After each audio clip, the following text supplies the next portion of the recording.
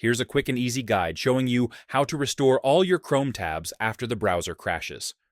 When Chrome crashes and you reopen it, it often shows a Restore button automatically. If you see this banner at the top, just tap Restore to reopen all your tabs instantly.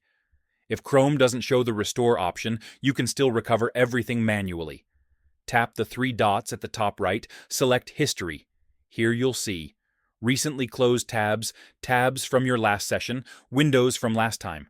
Tap on any of these to restore entire sessions or individual tabs. If you were signed into Chrome when the crash happened, your tabs might still be saved in sync. Go to Menu, History. Check the section labeled Tabs from other devices.